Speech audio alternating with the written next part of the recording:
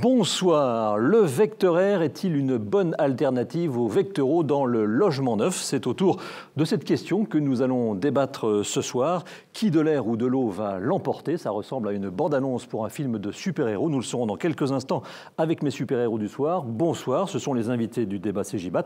Julien Garnier, bonsoir. Vous êtes directeur général délégué de Cardonel Ingénierie, bureau d'études thermiques fluides, environnement et une SS2I pour le développement de logiciels et outils métiers du génie climatique, Cardonel Ingénierie. Ce sont 22 personnes dans l'Essonne. Soyez le bienvenu. Bonsoir. À vos côtés, Kevin Guirch, bonsoir. Bonsoir.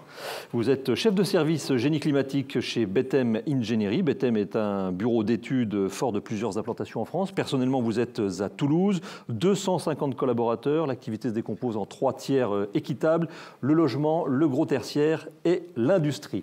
En face, Xavier Jouan, bonsoir. Bonsoir. Vous êtes chef de service adjoint conception chez Bouygues Immobilier. Alors, votre mission à la conception, si vous l'acceptez, c'est de vous mettre évidemment avec l'architecte dans l'accompagnement de l'opération pour superviser la bonne réalisation de ce qui a été convenu dans un cadre technique, réglementaire et financier. Et le dernier, Romain Ruyard, bonsoir. Bonsoir. Vous êtes responsable efficacité énergétique résidentielle GRDF CJBAT et l'expert CJBAT pour ce soir. Je rappelle que ce débat est interactif et que les intervenants qui sont autour de la table attendent de vos questions que vous pouvez leur poser via Twitter, hashtag débat au pluriel, débat CJBAT, débat au pluriel CJBAT. Posez-leur leurs questions, nous viendrons les chercher à plusieurs reprises au cours de ce débat. Je compte sur vous pour envoyer un certain nombre de tweets sur le sujet. Et puis, je dois, pour être tout à fait complet dans cette introduction, saluer celles et ceux qui nous suivent et qui sont rassemblés partout en France autour de la chaîne CJBAT sur YouTube. Alors, les villes sont nombreuses, je vais toutes les citer en n'oubliant personne. Amiens, Rouen, Paris, Nantes, Rennes, Tours, Dijon, Strasbourg, Nancy, Lyon, Valence, Saint-Étienne, Toulouse, Bayonne, Toulon et Marseille. Ça ressemble au calendrier de la Ligue 1, mais pas tout à fait. Si jamais je mets Marseille à la fin, je vais me faire rattraper par les Marseillais. En tous les cas, n'hésitez pas, posez vos questions. Romain, avec vous, nous allons commencer à introduire le sujet. Alors, si nous traitons de la question aujourd'hui, eh bien, c'est parce qu'elle se pose avec de plus en plus de pertinence en raison d'avancées technologiques qui semblent avoir remis en question un certain nombre de principes pour l'un comme pour l'autre des vecteurs. Et si j'osais un jeu de mots, je dirais il y a de l'évolution dans l'air. Oui, en effet, donc cette question se pose. Juste pour faire un tout petit peu d'historique et pour grossir le trait, on voit que ces dernières années, on a du vecteur R en tertiaire de grand volume, du vecteur O en logement. Et ceci s'explique par le fait qu'on a des bâtis qui ne sont pas très isolés à l'époque, et aussi parce qu'en tertiaire, on a de forts besoins de renouvellement d'air, demandés par le RSDT ou le code, le code du travail. Et partant de là, on ne pouvait pas se permettre d'avoir une insufflation d'air froid et du chauffage par vecteur O en tertiaire. Donc, ce moyen de faire pour chauffer le bâtiment est arrivé. Cette technologie est arrivée. En logement, les choses sont bien différentes. Les niveaux d'insufflation d'air ou de débit d'air neuf sont bien plus faibles. Et le vecteur O, la partie rayonnante du vecteur O est très confortable. C'est la raison pour laquelle on peut parler de segmentation. Les choses ont un tout petit peu changé aujourd'hui avec la question qui nous occupe, à savoir l'innovation que l'on voit aujourd'hui, le vecteur R en logement, qui pour le coup pénètre sur le marché. Alors sur cet aspect historique, est-ce que vous reprenez les propos de Romain Ruyard, Julien Garnier? Tout à fait. On est sur le tertiaire, sur un renouvellement d'air plus important, sur des débits d'air plus importants. Donc on a utilisé ce vecteur pour pourvoir au confort du bâtiment. De plus, on a petit à petit souhaité du confort en été aussi dans ces bâtiments-là, et notamment dans les locaux de travail, centres commerciaux et même locaux hospitaliers. Donc on a utilisé également ce vecteur pour faire du rafraîchissement ou du refroidissement dans ces locaux-là. Vecteur qui était adapté puisque le vecteur O tel qu'on le connaît en chauffage est nettement moins adapté pour faire du rafraîchissement de locaux. Donc effectivement, une segmentation des marchés, puis ce faisant, le temps passant, des habitudes, que ce soit au niveau de la promotion immobilière, des bureaux d'études, des installateurs qui ont installé durablement ce vecteur en logement et la situation dans laquelle on se trouve aujourd'hui, écartant le vecteur R de ce fait du marché. Les habitudes ont tué un peu l'innovation, selon vous ? C'est-à-dire que l'être humain est fondamentalement va vers le confort. L'habitude est un confort. Et pourquoi, quand on a une solution qui fonctionne bien, aller en chercher une autre? Donc on ne va pas naturellement vers l'innovation.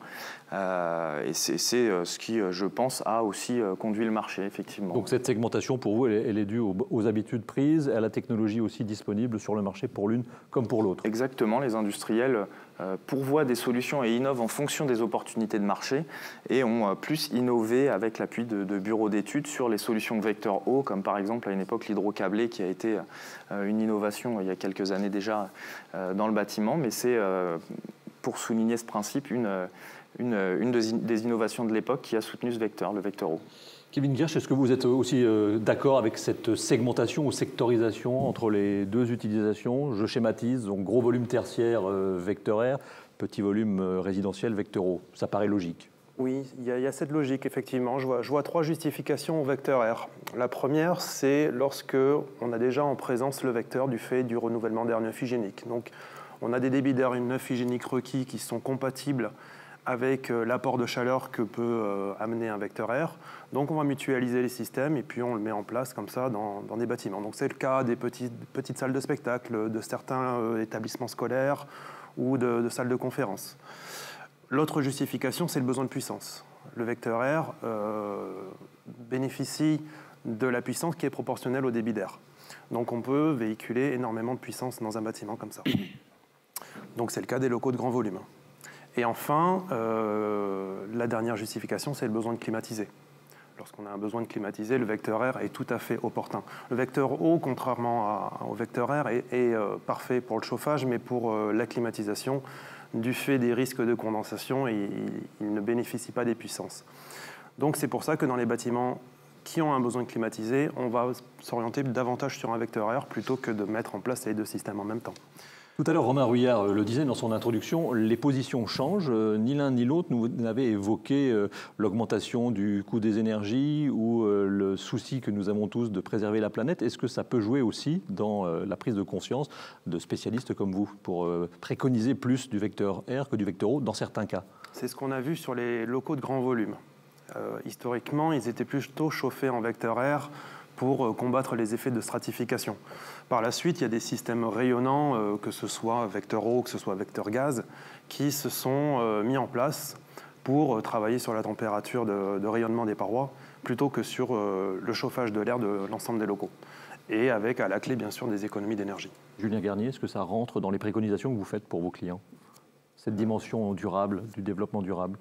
Effectivement, aujourd'hui, la base d'une conception, ça sera d'une part d'atteindre les exigences réglementaires, qui sont ce qu'elles sont aujourd'hui, et demain, pour nous, de répondre aux enjeux de développement durable, à la trajectoire qui a été définie de réduction des émissions de carbone. Et dans ce cas-là, dès qu'on a un système innovant ou un système qui permet de diminuer les consommations, on est tout à fait en phase avec ça et à utiliser ce type de système. Alors je le rappelle, vous pouvez envoyer vos tweets sur le hashtag débat au pluriel CJBAT et les experts super-héros qui sont autour de moi répondront à toutes vos questions. Donc hashtag débat au pluriel CJBAT. Xavier Jouan, alors vous n'êtes vous pas dans le bureau thermique, bureau d'études thermiques, vous êtes chef de service adjoint à conception chez Bouygues Immobilier. Est-ce que cette question se pose de plus en plus, avec de plus en plus d'acuité dans le logement, dans la promotion de logements neufs? Alors la question du confort et de comment les gens vivent dans le logement se pose de plus en plus. Et en l'occurrence, moi j'ai testé cette solution sur une petite opération atypique. C'est-à-dire une opération petite, 27 logements, de centre-ville, pas de sous-sol. Et on a vraiment cherché ce qui pouvait être présenté aux acquéreurs pour apporter du confort de vie. Et moi, ce qui m'a apparu comme le plus convaincant, c'est de supprimer les corps de chauffe. Et donc, quand on m'a présenté cette solution-là, on s'est penché tout de suite sur l'étude avec les bureaux d'études thermiques, avec l'architecte. Et très vite, on a vu qu'elle était facile à mettre en œuvre et que ça pouvait coller. Romain Rouillard, donc on a un tour de table, plutôt les grands volumes donc en vecteur R, les petits volumes en vecteur haut. Néanmoins, on va voir au cours de ce débat que les positions sont en train de changer. Oui, tant sur le tertiaire d'ailleurs que sur le logement. Et C'est bien pour ça aujourd'hui que nous sommes réunis. Est-ce que vous avez le sentiment que l'environnement joue un rôle sur ce changement, ou alors vous avez parlé de confort, on a parlé de confort, qu'est-ce qui joue le plus? C'est la recherche aussi de l'optimum de vie au travail ou en logement. Monsieur parlait de supprimer les corps de chauffe, donc en effet, si on parle de radiateurs, ne plus les avoir, qui sont forcément quelque part où on pourrait mettre des meubles, c'est forcément une contrainte en logement. Et donc les systèmes que l'on va pouvoir voir tout à l'heure font qu'on peut meubler complètement le logement. En tertiaire, on voit aujourd'hui que, notamment en bureau, on peut avoir des installations en vecteurs si bien sûr la conception bioclimatique est traitée. Et ça, c'est un élément fondamental, puisqu'on sait très bien que sinon, l'inverse étant l'installation de systèmes de climatisation active, alors qu'on va aujourd'hui dans un mouvement contre la consommation d'énergie. Donc voilà, travailler la conception, travailler l'enveloppe, éviter les charges, notamment estivales, est un enjeu de demain. Alors nous avons un tweet ou plusieurs tweets, me dit-on, dans l'oreillette qui sont arrivés. Je rappelle le hashtag débat au pluriel CJBAT. Je propose, messieurs, que nous le découvrions ensemble à l'écran. C'est un certain Eric qui vous envoie ce tweet. Quid des retours d'expériences négatives en logement des années passées? Qu'en a-t-on retiré? Alors, peut-être d'abord vers vous, puisqu'on parle de logement. Après, je verrai avec peut-être ceux qui préconisent ces solutions. Est-ce que vous avez des retours négatifs, Xavier Jouan? Sur cette opération-là, on n'a pas eu de retour négatif. Mais par contre, ça a été compliqué de convaincre en interne. On a été visiter des témoins chez les fabricants. Il a fallu plusieurs visites parce que tout le monde avait en tête ces expériences d'il y a une trentaine d'années, douloureuses, l'air très sec et des choses enfin pas très agréables, quoi. Et finalement, tout le monde a considéré que c'était un mode de chauffage comme les autres, quoi. Tout simplement comme les autres. Et ce que vous êtes en train de nous dire, c'est qu'il a fallu quand même convaincre, le travail en amont a été plus long. Oui, mais en interne déjà, oui. De votre côté, sur les bureaux d'études thermiques, est-ce que vous avez travaillé aussi sur ces effets négatifs que l'on vient de citer, l'air sec ou peut-être le bruit ou d'autres choses? Alors nous, fondamentalement, non. On s'est appuyé sur des solutions que proposaient les industriels. Néanmoins, notre rôle, c'est de conseiller les maîtres d'ouvrage et de s'assurer qu'on ne va pas reproduire effectivement ce type de mauvaise expérience. Et on va être les garants techniques de le garde-fou de ne pas reproduire ce genre d'erreur. On a tous en tête le ventilo-convecteur dans la chambre d'hôtel qui fait un bruit catastrophique et qui souffle un air tout à fait inconfortable, même de nos jours. J'étais en déplacement hier et on le subit. Que l'on arrête quand on rentre dans la chambre systématiquement, parce qu'on préfère être au chaud sous la couette que de subir un bruit horrible et un souffle d'air désagréable.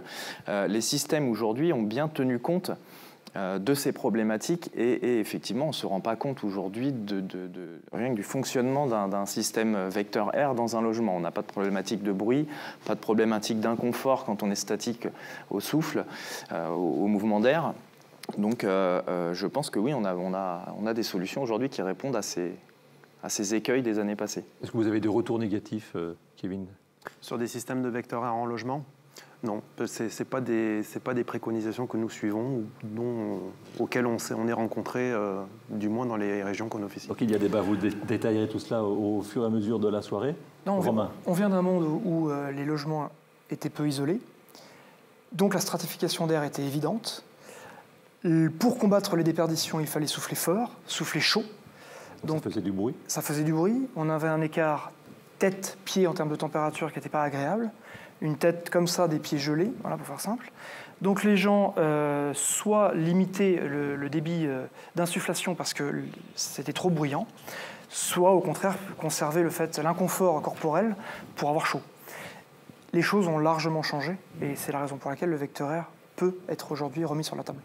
Alors, ils peuvent avoir parfois les pieds gelés s'ils ne sont pas équipés des chaussures qui vont bien. Je vous emmène dans les Alpes, pas très loin de Grenoble, précisément au CSTB, au Centre scientifique et technique du bâtiment, où bien là, les deux vecteurs, air et eau, vivent un parfait mariage d'amour, mariage heureux, mariage à deux.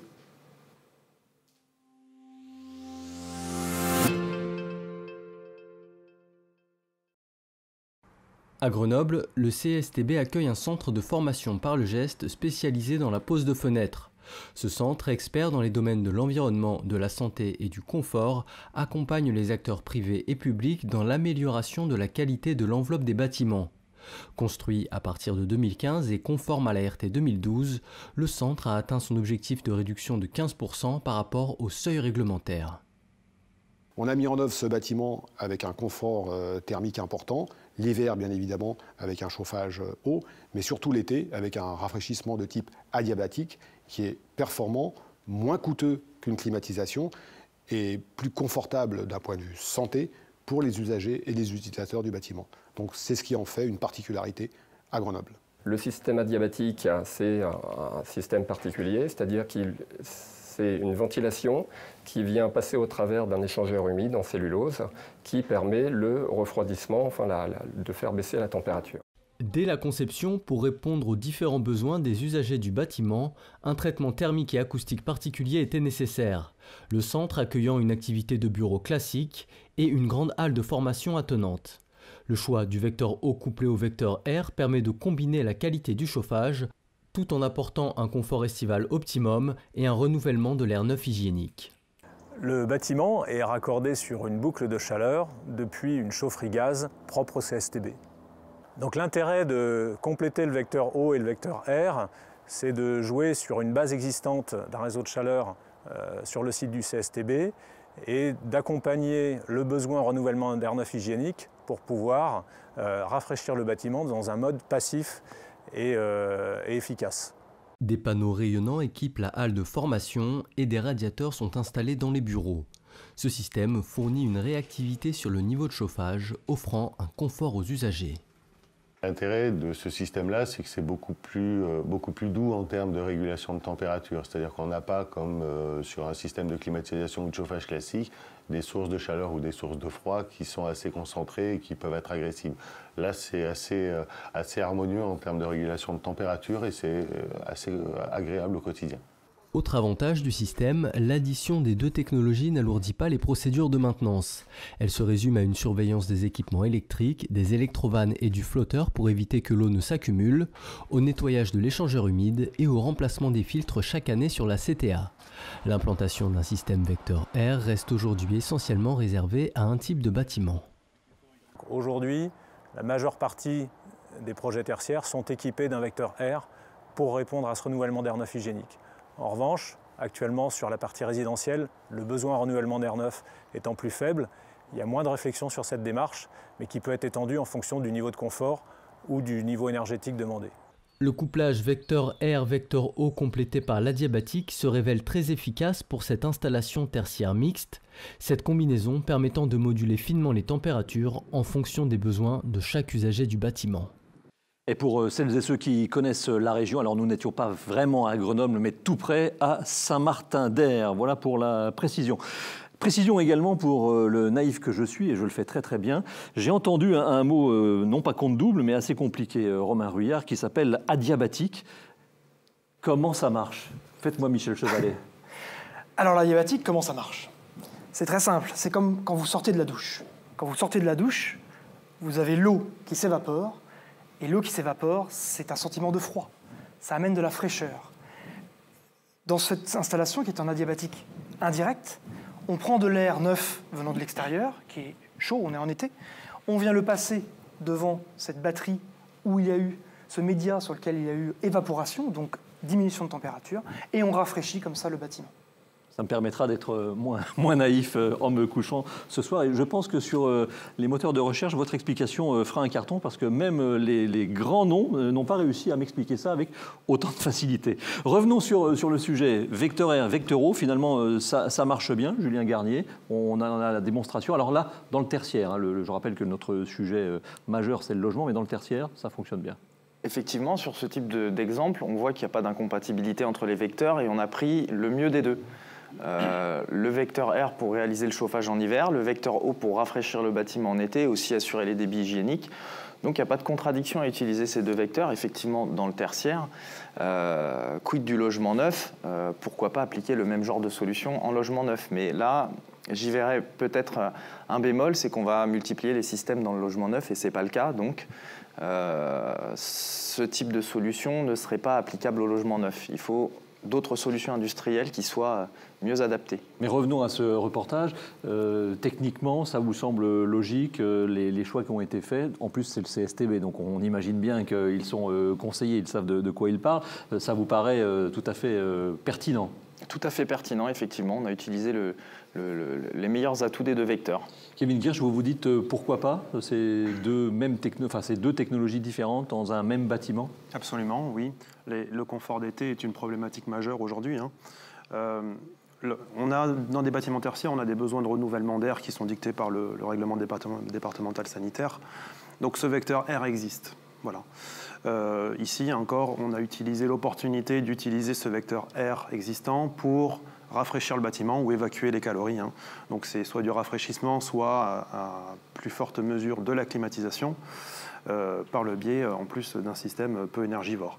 On a utilisé le meilleur des deux mondes, comme le disait Julien, le vecteur O pour le chauffage, le vecteur R pour la climatisation. Est-ce que vous avez des exemples d'installations que vous avez préconisées, qui fonctionnent, qui tournent avec ce mariage entre les deux technologies, l'un et l'autre? Kevin? Oui, on a souvent préconisé, par exemple pour des établissements scolaires ou des conservatoires, un rafraîchissement de l'air neuf hygiénique pour aider à évacuer cette chaleur sans pour autant climatiser le bâtiment. Julien Garnier? Effectivement, et en premier lieu, dans une centrale de traitement d'air, quand on fait du chauffage avec une centrale de traitement d'air, on utilise très souvent le vecteur eau dans une batterie eau et le vecteur eau dans une batterie eau également, mais eau glacée, eau chaude. Donc on utilise en base le vecteur eau. Les batteries électriques sont nettement moins utilisées et de toute manière, en termes réglementaires, compte tenu des coefficients d'énergie primaire, nettement moins favorables. Nous, on a utilisé aussi du refroidissement adiabatique dans des ateliers, par exemple, de mécanique, où on avait des tourelles d'insufflation et d'extraction d'air. Il y a aujourd'hui des tourelles très simples qui utilisent le vecteur eau pour effectivement apporter de la fraîcheur, extraire des calories à l'air neuf et effectuer le renouvellement d'air. Donc on l'a utilisé, mais dans du tertiaire. Je voudrais juste réagir sur ce que vient de dire M. Garnier. Il y a un boulevard d'innovation là-dessus, pour rafraîchir sans avoir à utiliser les réseaux énergétiques, j'entends. Revenir à des choses simples, revenir à ce que nos ancêtres utilisaient pour se rafraîchir. La réglementation environnementale arrive, il y a des choses qui vont évoluer, et je suis convaincu qu'on peut arriver à des bâtiments où finalement on utilise peu d'énergie, qu'on soit en été ou en hiver. Et donc j'appelle les fabricants vraiment à travailler sur ce domaine. Ce que j'entends aussi en pointillé, c'est que peut-être, compte tenu du changement climatique, de l'augmentation des températures que nous constatons tous, que nous soyons au nord ou au sud, c'est notre besoin d'avoir toujours ce même niveau de température et de confort à l'intérieur, quelles que soient les conditions climatiques à l'extérieur. Vous êtes en train de nous dire, si je comprends bien, peut-être devons-nous renoncer à une petite partie de notre confort, de nos exigences. De nos exigences.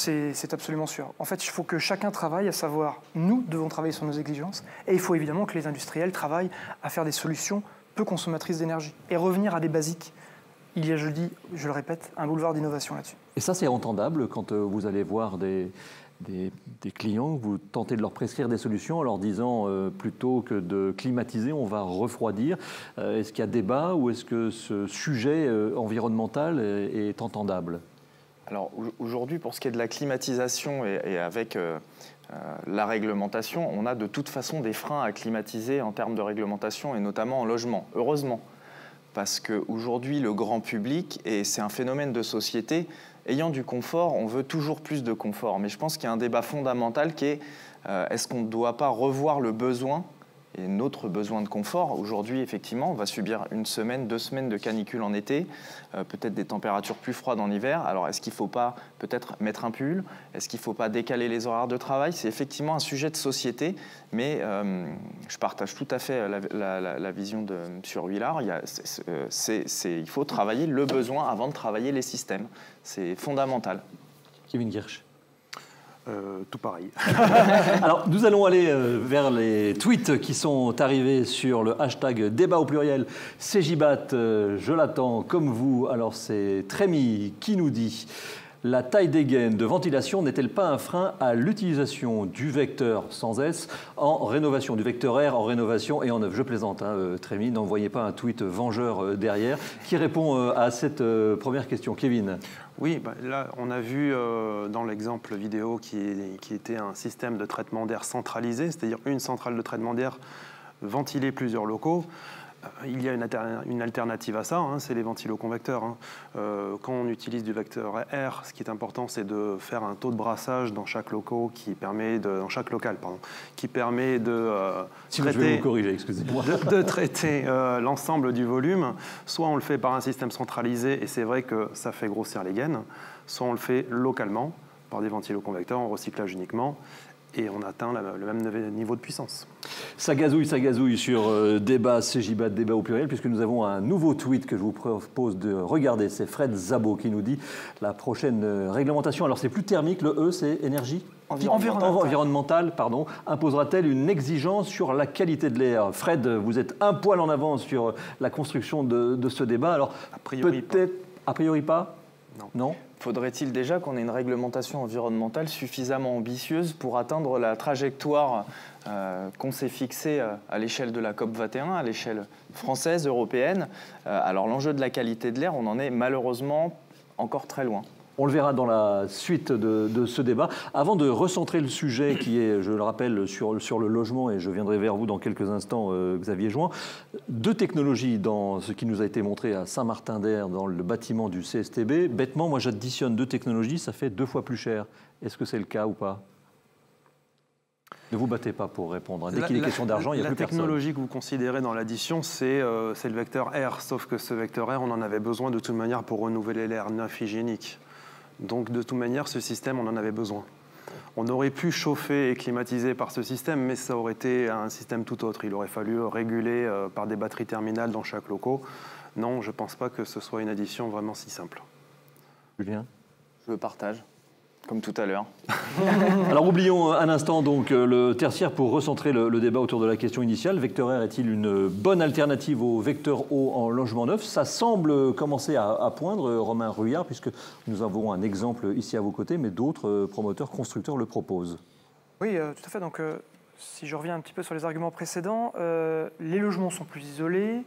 Des fabricants se sont dit qu'ils pouvaient ressortir ce mode d'émission des cartons, puisque je rappelle, il y a 30 ans, c'était le cas, dans d'autres conditions, puisque là, les isolants, la réglementation thermique est passée dessus, les isolants sont arrivés dans les bâtiments.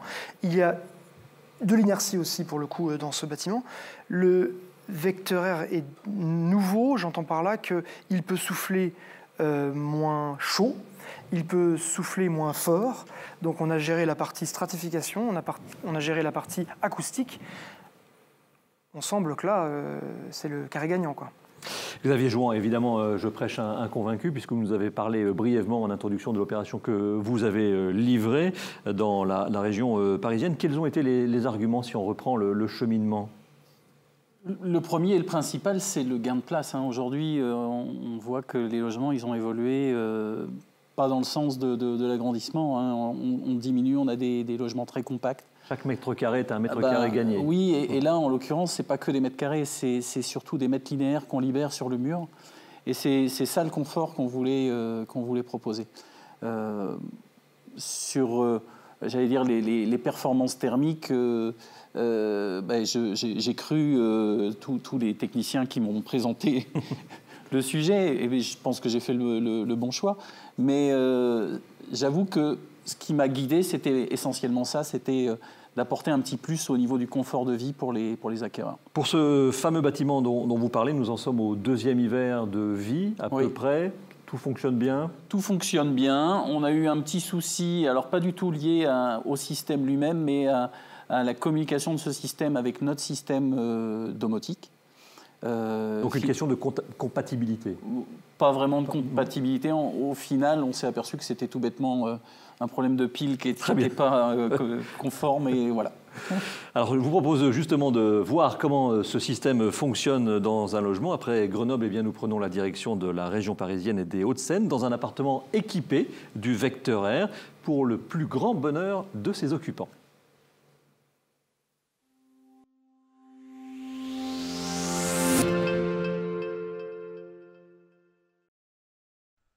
Propriétaire depuis 2017 de leur appartement à Achères dans les Yvelines, Alexandre et sa compagne ont découvert le système de chauffage par vecteur air. Ici, pas de radiateur ni de plancher chauffant, la chaleur vient d'ailleurs.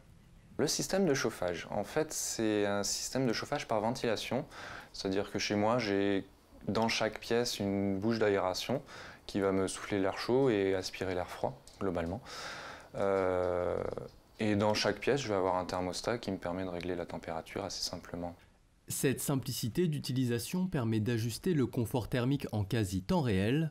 Autre avantage, l'absence de radiateur réduit l'encombrement et offre un espace d'aménagement supplémentaire aux résidents. Le système, aujourd'hui, il est dans les toilettes. En gros, j'ai la cuvette et au-dessus, j'ai la chaudière et la colonne d'air. L'avantage, en fait, c'est que c'est dans les toilettes, donc ça économise de la place. J'ai pas ça ni dans la cuisine, ni dans une autre pièce, ni dans un placard. Cette installation a été pensée dans les bureaux de Bouygues Immobilier. Le promoteur de cette opération de 48 logements construits dans 2 immeubles face à face s'est appuyé sur l'architecture de l'ensemble pour développer le système de chauffage par vecteur air.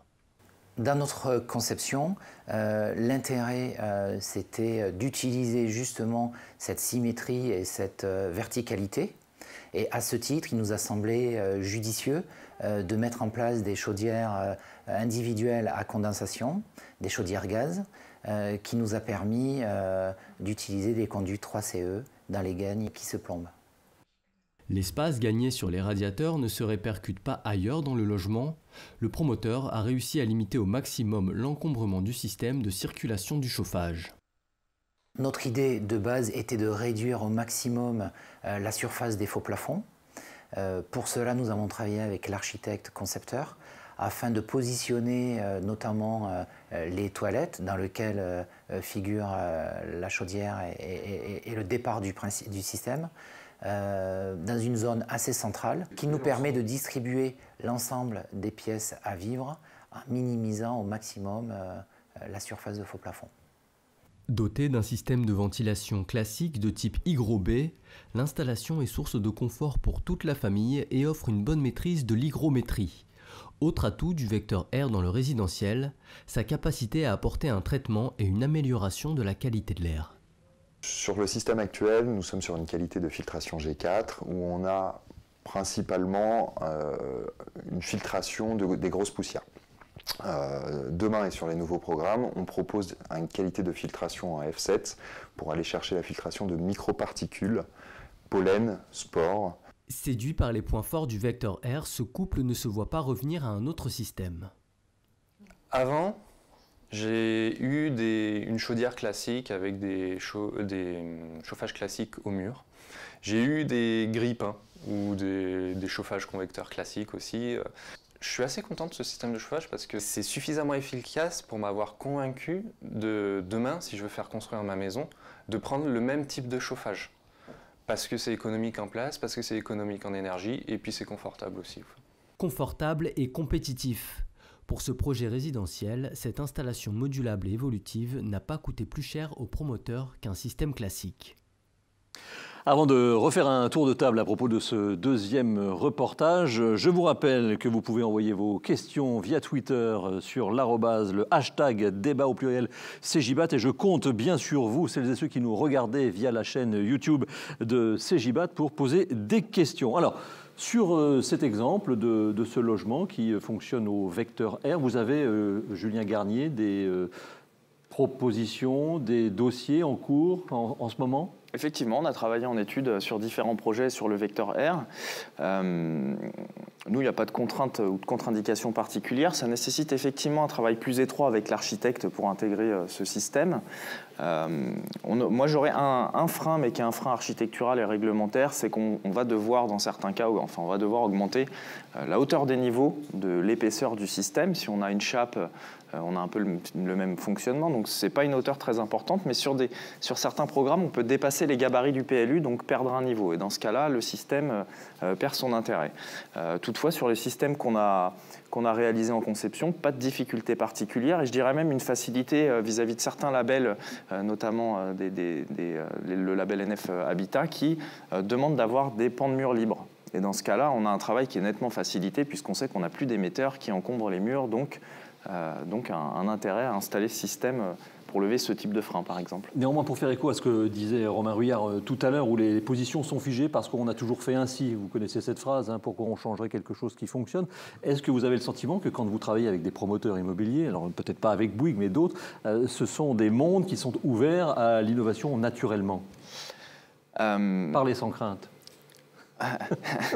Alors, l'être humain est habitué, l'être humain est bien dans ses habitudes. Quand on a un montage d'opération avec un budget, quand on n'a pas envie d'avoir d'écueils, de sinistres, de mauvaises expériences. Donc, c'est vrai que c'est difficile de travailler avec de l'innovation, très difficile. Il faut prendre son bâton de pèlerin et aller expliquer que c'est pas forcément un frein qui va bien. Enfin, on s'engage aussi un petit peu, hein, nous, en cautionnant le système.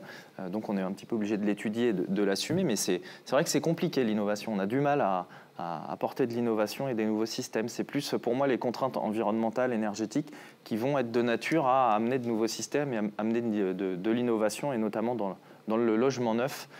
Comme le disait Romain tout à l'heure, il y a un boulevard d'innovation, mais il faut l'emprunter, ce boulevard. Mais est-ce qu'au regard de l'histoire, le vecteur R, c'est véritablement une innovation? Non. L'innovation aujourd'hui, c'est qu'on répond aux besoins de confort avec ce vecteur sans générer d'inconfort. Mais sinon, ce n'est pas une innovation. Dans les châteaux médiévaux, on utilisait le vecteur R en faisant brûler du bois dans les sous-sols. On avait des conduits ménagers en pierre, donc c'est loin d'être une innovation. Ça date d'il y a très longtemps, le vecteur R. Donc alors on vit moins dans les châteaux maintenant, mais en tous les cas, le vecteur R revient. Kevin Guierch, est-ce que ça vous convainc, puisque tout à l'heure vous nous avez glissé que vous n'y voyez pas trop d'intérêt, est-ce que ça vous convainc, ce vecteur R, quand vous voyez ce reportage avec ce couple qui a l'air satisfait de cette technologie? Oui, visiblement, il est satisfaisant, ce système, en termes de confort thermique. J'y vois d'autres intérêts. Hein. C'est que, bon, effectivement, on a ici un système d'émission qui est plus proche de la chaudière gaz, donc moins de tubes PER, donc moins de problèmes de boue, de corrosion. Des régimes de température qui alimentent le système plus bas, donc qui vont favoriser la condensation de la chaudière. Cependant, on a quand même une consommation de ventilateurs supplémentaires. On a, et surtout, voilà, c'est les problèmes de maintenance derrière, enfin les problèmes, si je puis dire, je me pose la question de la maintenance. On a un réseau de ventilation qui transporte de l'air qui est respirable à entretenir en plus. Actuellement, entretenir une chaudière gaz, c'est une centaine d'euros par an, c'est obligatoire, c'est normé, on sait le faire. Purger un radiateur, c'est facile à faire. Ce système-là de vecteur R, c'est des complications qui se rajoutent dans un logement qui se veut pourtant le plus faible, enfin à plus faible coût d'entretien possible. Donc pour vous, clairement, dans le logement, chez Bethème Ingénierie, c'est plutôt le vecteur O? Absolument. Alors sur la problématique qui est juste, hein, de supprimer les corps de chauffe qui obstruent l'aménagement du logement, on s'orienterait, nous, plutôt sur des solutions de plancher chauffant, par exemple. Vous êtes à Toulouse, hein, je l'ai dit tout à l'heure. Alors vous, personnellement, vous êtes implanté à Toulouse. Vous représentez le bureau Bethème Ingénierie à Toulouse. Toulouse, il fait plutôt chaud. En été, dans les logements, les occupants n'ont pas cette envie d'avoir un peu plus de fraîcheur, et ce n'est pas un système qui pourrait vous intéresser? À condition de le coupler avec un système de climatisation. Oui, tout à fait. Ça peut être séduisant, bien sûr, dans les projets d'accession. Dans le logement, social, non, il n'y aura pas vraiment d'intérêt du fait des problèmes de maintenance. Il va falloir convaincre beaucoup de monde. Oui. Mais dans l'accession, c'est vrai que la possibilité a posteriori, je dis bien a posteriori, parce que dans le neuf, on ne peut toujours pas climatiser des logements à Toulouse, ou alors il faut rattraper l'énergie dépensée par un autre levier. Dans le neuf, oui, c'est la possibilité a posteriori de pouvoir climatiser par ce système. Romain. Kevin Guierch vient de parler en effet des poussières, des déplacements de poussière qui par le simple fait de pousser de l'air dans des réseaux de ventilation, et qui peuvent en effet être une problématique en soi. Je l'entends, et les fabricants ont bien réagi puisqu'ils ont intégré des filtres permettant de capter ces poussières par le simple fait que nous sommes en recyclage de l'air indépendamment de la ventilation qui fait son travail. Là où finalement dans le réseau vecteur O, l'embouage est net, existe. Donc finalement les problèmes existent, il n'y a pas de système parfait, on le sait très bien, et donc le problème s'est déplacé. Mais pour limiter le problème de poussière qui se déplace, les fabricants ont géré ça par des filtres. Y a-t-il une obligation de maintenance du vecteur air comme il y en a pour une chaudière à gaz annuelle certifiée par un installateur agréé? Non, par contre, pas en tout cas au sens de la réglementation. Mais il est normal, lorsqu'on entretient un système, de regarder l'ensemble des éléments, que ce soit les volets, les diffuseurs, l'encrassement général du système. Mais bien que ça soit compliqué d'aller nettoyer des systèmes de ventilation, il est vrai que profiter de la circulation d'air pour capter les moutons, pour parler simplement, est un moyen déjà de maintenance permanent. Après, il suffit juste de changer le filtre qui logiquement doit passer du blanc au noir. Et là, ça démontre bien que ça circule bien et que ça capte bien. Voilà. Mais le vecteur eau est un bon système aussi. Hein, mais voilà.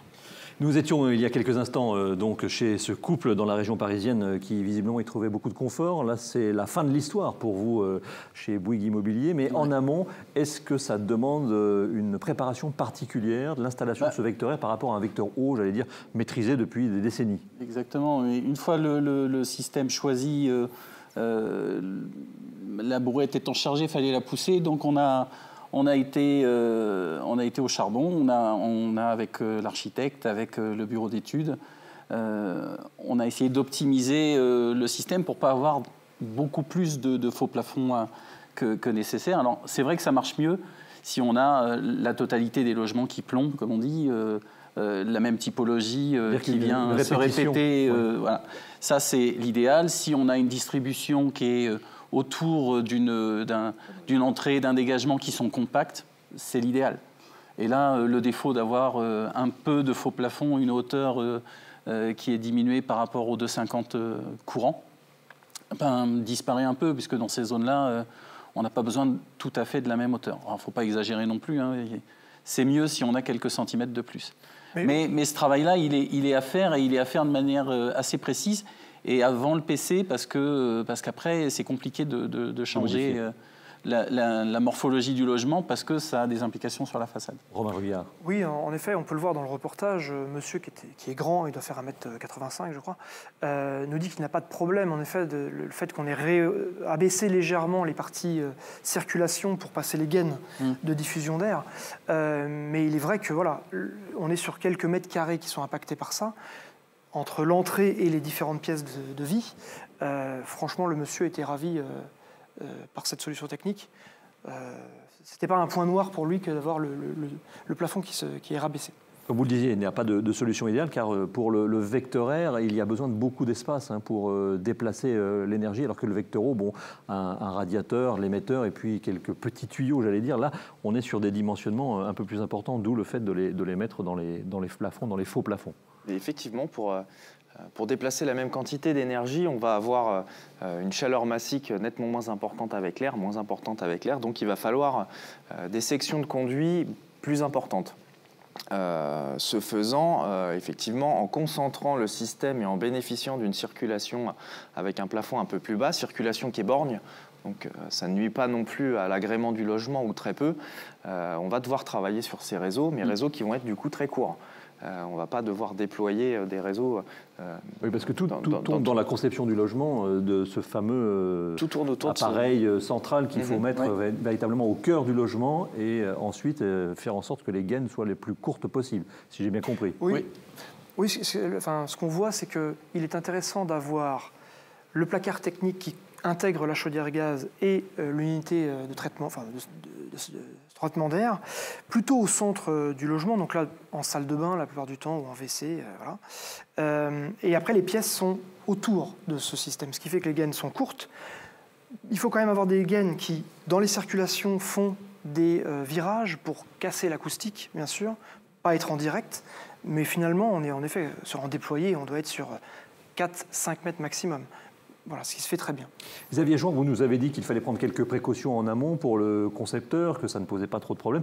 En revanche, pour la mise en place, est-ce que pour le plombier chauffagiste, c'est une technique qui est maîtrisée comme le reste? Alors, ce n'était pas le cas dans notre opération. Il a fallu, après avoir convaincu les programmes, il a fallu convaincre aussi l'acheteur, lui expliquer ce qu'on attendait, qu'il puisse faire son appel d'offres de manière claire avec les entreprises.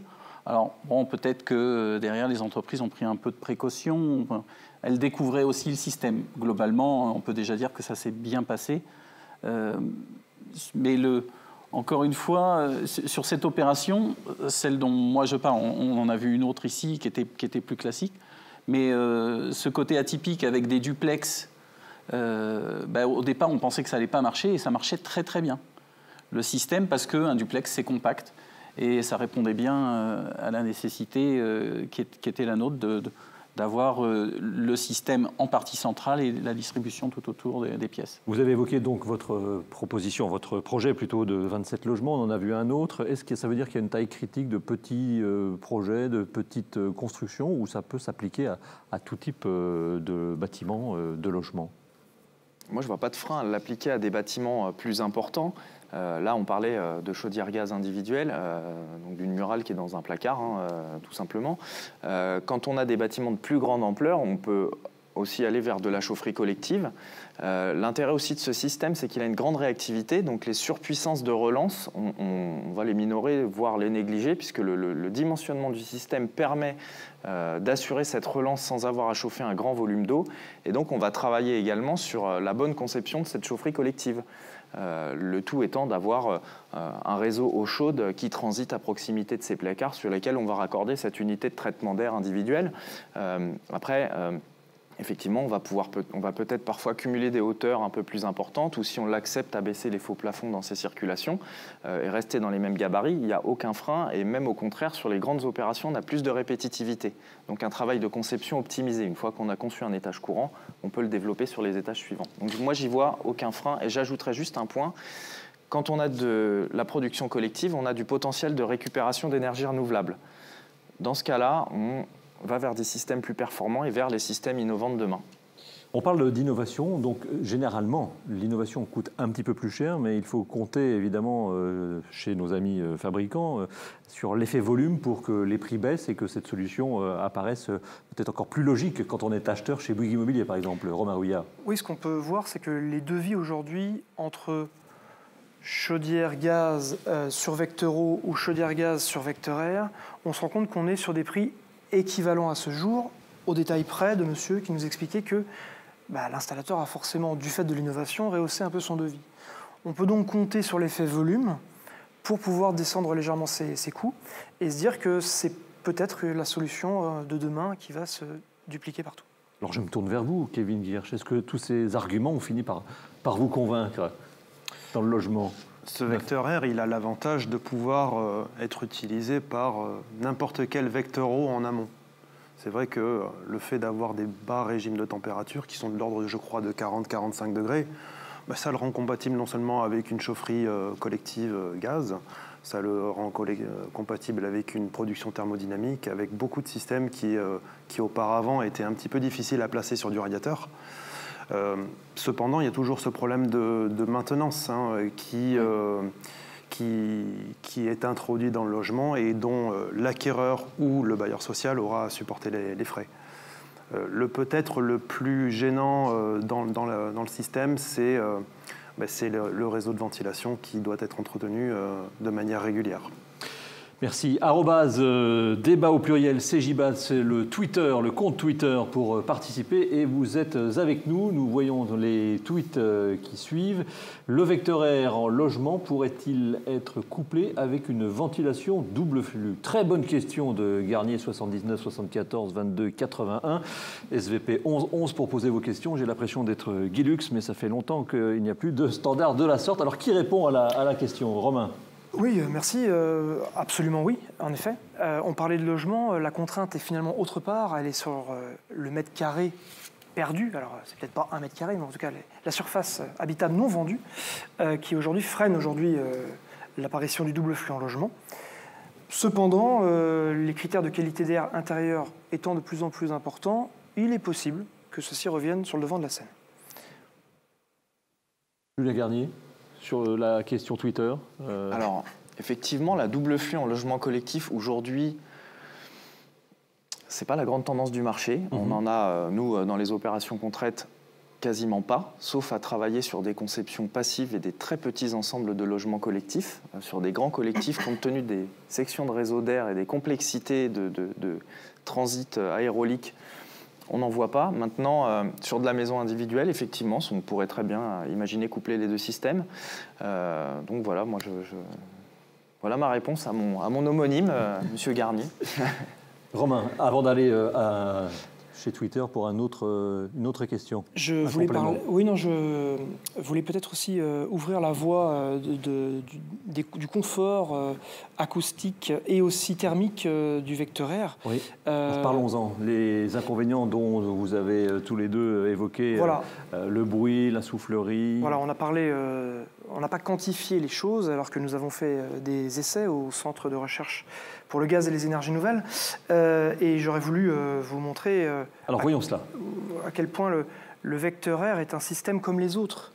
Voilà. Avec cette courbe que l'on va voir qui nous explique que le confort, la solution idéale, est une solution qui va apparaître au centre, qui normalement est ici en rouge, si j'ai bien tout compris. Voilà, alors on va tenter de vous expliquer cette courbe qui semble complexe au départ, mais vous allez voir, c'est finalement assez simple.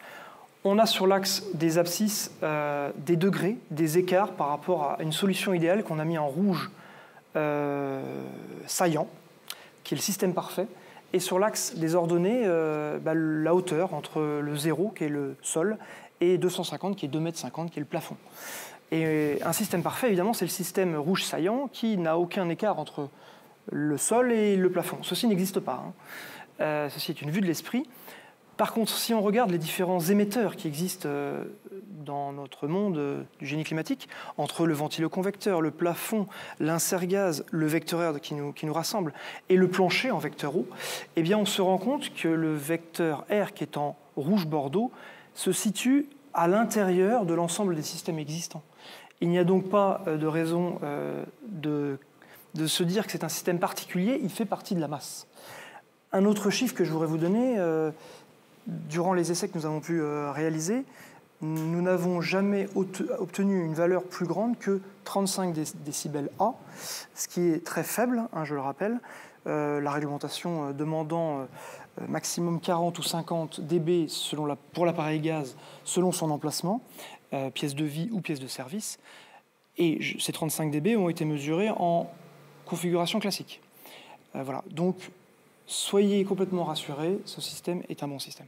Justement, sur les inconvénients potentiels, je me tourne vers vous logiquement, Xavier Jouan. Est-ce que vous avez des retours d'occupants, de propriétaires, à la fois sur le bruit ou sur l'effet de souffle, puisque dans chaque pièce, il y a cette bouche au-dessus de la porte généralement? Je n'ai pas de retour, mais pas parce qu'il y a un problème de communication, tout simplement parce que moi, j'ai été les voir, j'ai été visiter, on n'a aucune remarque sur le système, ni au niveau du bruit, ni au niveau de l'encombrement de l'installation. Enfin, voilà, ça ne présente pas de problème, c'est un non-sujet. Alors je vous propose maintenant d'aborder un sujet en revanche qui n'est pas un non-sujet mais un sujet de plus en plus pertinent, qui est le sujet de la qualité de l'air intérieur. Et pour cela, eh bien, c'est le professeur Francis Allard qui va s'exprimer dans quelques instants. Francis Allard est professeur émérite à l'Université de La Rochelle et président de TIPI, une plateforme technologique du bâtiment durable. Selon lui, la qualité de l'air intérieur, c'est un enjeu majeur.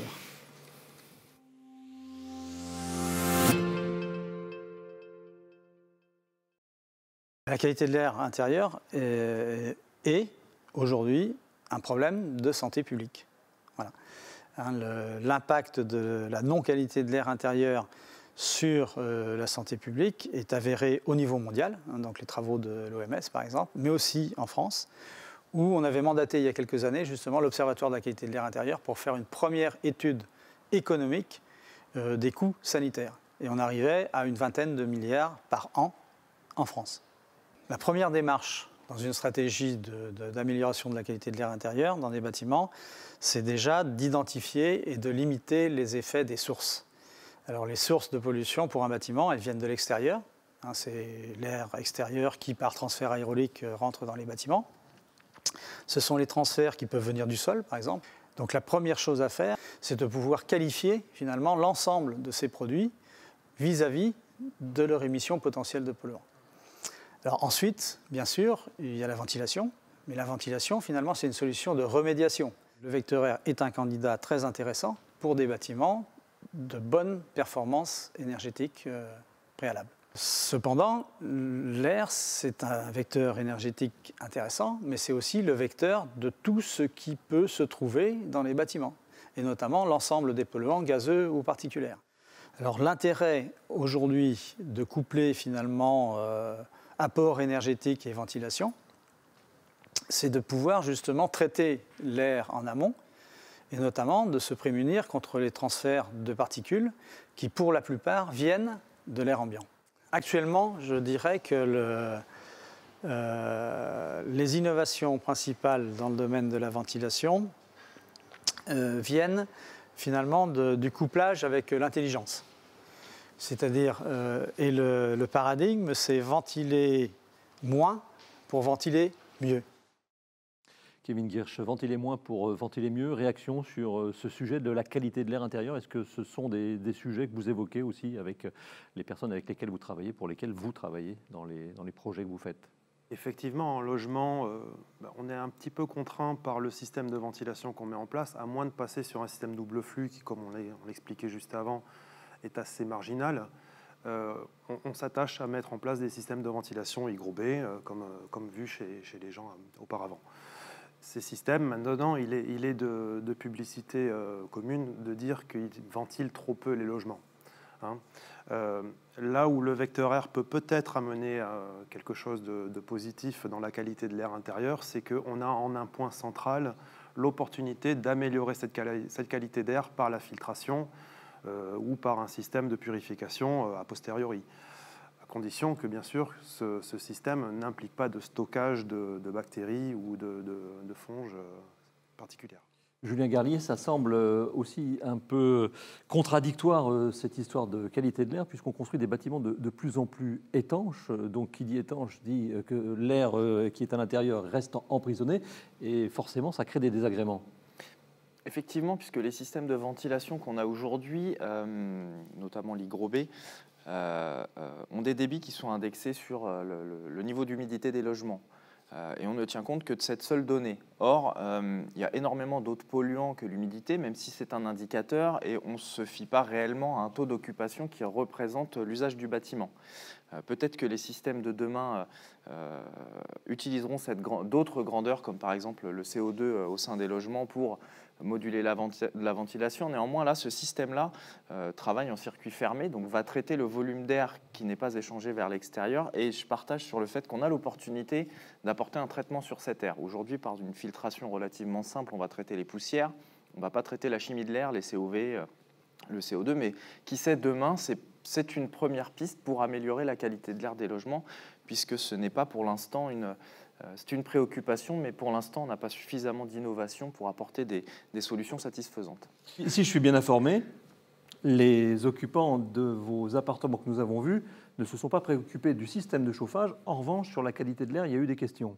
Alors, oui, on peut amener toutes les innovations. Et souvent, nos clients n'y prêtent pas attention au départ. C'était le cas ici. Ils ont découvert en fait le fonctionnement et la qualité du chauffage, mais en vivant dans l'appartement, ce qui à la limite est pas plus mal. Aujourd'hui, la qualité de l'air, ça fait débat. C'était pas vraiment le cas quand on a fait la conception de ce bâtiment, mais sachant que le système peut apporter des améliorations, moi j'ai décidé d'en étudier d'autres parce que c'est un sujet important pour nos clients et toujours dans le sens de la qualité de vie dans le logement, quoi. Débat CJBAT avec le hashtag devant, ce sont les tweets qui arrivent et que je vais vous lire et vous allez y répondre évidemment. Alors, nous sommes à la croisée des chemins. Nous sommes à la croisée des chemins entre efficacité énergétique et qualité de l'air. Devons-nous vraiment aller vers plus d'efficacité énergétique? Romain Ruillard. C'est une excellente question. En effet, ces dernières réglementations thermiques ont démontré qu'il fallait aller à la course à l'efficacité énergétique, mettant malheureusement, créant finalement un problème de qualité de l'air intérieur par l'augmentation de l'étanchéité des bâtiments. Et si je cite l'Observatoire de la qualité d'air intérieur, dont M. Allard faisait partie, qui est le summum en termes d'éléments techniques sur la qualité de l'air intérieur, on se rend compte que pour les bâtiments performants, ils disent, je cite, « La qualité de l'air intérieur semble équivalente ou meilleure par rapport à l'ensemble des logements français. » On peut s'en féliciter. Cependant, ils disent quand même que 3 polluants de type COV sont rencontrés, avec des concentrations plus élevées qu'ailleurs, et que le pourcentage de logements présentant une contamination fongique est supérieur dans ces logements dits performants.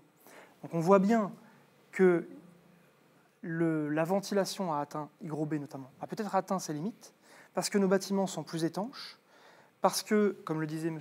Garnier, nous sommes aujourd'hui sur l'indexation sur l'hygrométrie, qui a forcément des limites. Est-ce que quand on est présent, réellement, on dégage de l'hygrométrie pour les entrées d'air, pour faire que les entrées d'air s'ouvrent et que laver le logement? On se rend compte que là, aujourd'hui, il y a quelque chose à faire, et j'appelle aujourd'hui aux politiques pour régler ce problème-là, notamment dans une RE 2020 qui pourrait intégrer cet aspect-là. Donc la réglementation environnementale. Le dernier tweet de ce débat CJBAT à découvrir ensemble. Blette57, peut-être quelqu'un de la Moselle que je salue particulièrement. Qu'en est-il de l'inconfort lié à la suppression des surfaces chaudes, radiateurs et planchers? Je me tourne vers vous puisque vous représentez en quelque sorte les utilisateurs. On ne m'a pas signalé d'inconfort. Quand les gens ont saisi le fonctionnement, ils m'ont dit on a eu un peu peur de ça, toujours ces souvenirs de vieux systèmes, et finalement, non, pas de soucis signalés à ce jour. Julien Garnier. Ce qui semble assez logique, puisqu'on est sur des enveloppes bien isolées, donc on n'a plus de sensation de parois froides. On va dans un premier temps à la mise en régime traiter l'air, traiter le volume, et ensuite les parois vont monter en température, mais on est sur effectivement des enveloppes relativement performantes. Donc je ne suis pas surpris de ce retour d'expérience. Kevin Guierch, sur le sujet, sur l'inconfort. C'est une vieille habitude de penser, et je la partage totalement, que le fait d'avoir un corps de chauffe chaud à proximité implique le confort thermique. Le confort thermique, c'est la moyenne entre la température de l'air et la température moyenne rayonnée par les parois environnantes. Forcément, le vecteur air ne va fonctionner que sur le travail de la température de l'air. On ne va pas changer la température des parois. Alors qu'un vecteur eau, un élément chauffant, lui, va d'abord rayonner sa température, puis après chauffer l'air. Donc forcément, sur le confort thermique, on joue ici sur les deux tableaux en vecteur eau, alors qu'en vecteur air, non. Maintenant, c'est vrai que sur les bâtiments neufs, on a beaucoup moins de parois déperditives qui induisent ces sensations de parois froides. Les dernières restantes, peut-être éventuellement les vitrages, quand ils ne sont pas peu émissifs. Mais visiblement, ça fonctionne. Si je peux ajouter, il y a eu souvent dans le passé, des gens qui revenaient nous chercher en disant il y a un meuble qui a été placé de telle façon et l'effet de la paroi chaude, il était annulé. Moi, ce mode de chauffage par l'air m'a paru justement combattre ce genre de problème. On n'a pas à se soucier de savoir où est-ce qu'on va mettre ces meubles, si ils sont devant le radiateur ou pas, si on va mettre sa télé à côté du radiateur, si ça va chauffer, si on dort la tête proche de la source chaude ou pas. Voilà, la question ne se pose plus et ça m'a paru être une bonne solution. Il est temps de conclure, Romain Ruillard, sur le sujet du vecteur air, du vecteur eau dans le logement. C'était la question. Est-ce que c'est une bonne alternative? Qu'est-ce que vous avez retenu? C'est une bonne alternative. Ce système fait partie aujourd'hui du paysage technique. Il peut être utilisé, comme le vecteur eau peut être utilisé, en logement, mais bien sûr aussi en tertiaire, comme ça se fait depuis de multiples années. Il est à tester, il est à aller voir, aller toucher, si je puis dire, pour vous faire un avis. Mais vous serez, et on en reparlera, j'en suis convaincu, bluffé par aujourd'hui la compatibilité entre chaudière gaz, vecteur air, en bâtiment isolé et donc en bâtiment neuf tel qu'on le fait aujourd'hui. Juste à titre d'info, pour compléter ce que disaient mes collègues, nous avons pu voir aussi qu'une préconisation intéressante était d'avoir un appareil gaz à haute modulation dans ces appareils-là qui permet de bien descendre au niveau des déperditions du logement pour éviter les trains de chaleur. Les fabricants ayant travaillé sur le vecteur air et les appareils gaz ont trouvé ce bon optimum. Voilà, c'est la fin de ce débat CJBAT. Merci Julien Garnier, Kevin Guirsch, Xavier Jouan et Romain Ruyard. Merci à toutes celles et ceux qui nous ont suivis dans les différentes villes de France où vous étiez rassemblés pour suivre ce débat sur la chaîne YouTube. Et merci pour les tweetos. C'est la fin. Merci à toutes et à tous et surtout à celles et ceux qui l'ont préparé, notamment pour l'aspect éditorial, Mylène Biasi et ses équipes, et pour l'aspect technique, Barthélémy Vaudon et ses équipes. Bonsoir.